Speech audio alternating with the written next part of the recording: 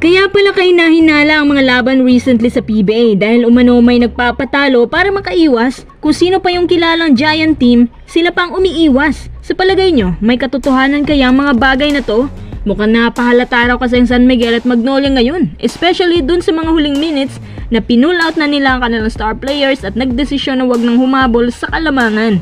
Paano pa kaya kapag napatunayan ang mga ito? Magkakaroon kaya ng investigasyon si Kume?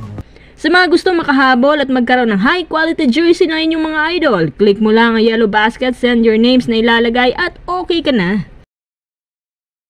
Ngayon ko lang naisip na baka tama nga ang sinasabi ng iilan na nagpapatalo lang ilang big teams para iwasan ng mga teams din sa PBA na ayaw nilang makalaban sa quarterfinals. Bukod sa medyo estratehiya din ito, nag-iba na rin kasi ang schemes ng quarterfinals matches natin. Ang pinagkakaiba nito, wala nang twice to beat advantage, kaya kanya-kanyang diskarte na lang. Disclaimer lang ha, hindi ko sinasabing totoo, pero baka tumama sa katotohanan ng mga sinasabi nyo sa comment section. Tara! Una kong napansin itong San Miguel.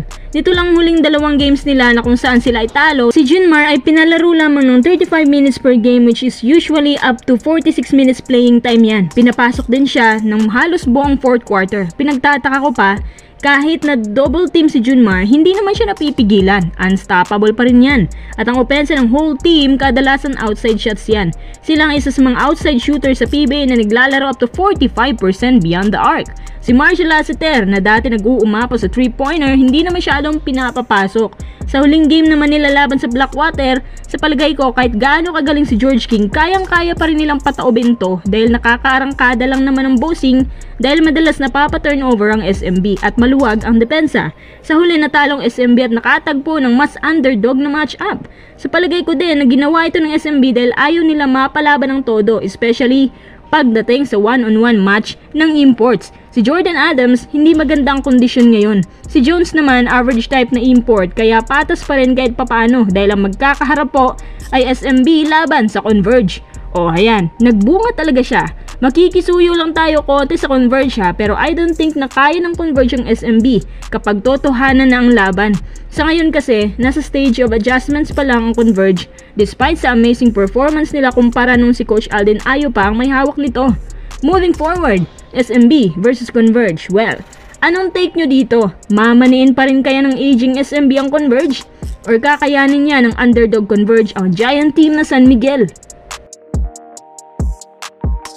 Isang team pa nakapansin-pansin na may kahinahinala itong Magnolia Hotshots. Marami nagsasabi na umiiwas nga raw ito sa San Miguel at ayaw nilang maligwak ng ganun kabilis sa QF.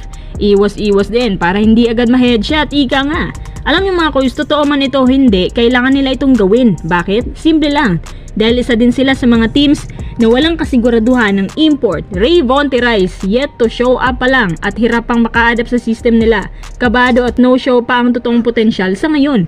Ang kalaban ng Ross sa quarterfinals ay rain or shine. Ito yung match-up na masasabi ko hindi siya predictable dahil sa gumagandang rotation ng Ross at puro mga bata pa yan, kaya I don't think na chicken feeds nila ito.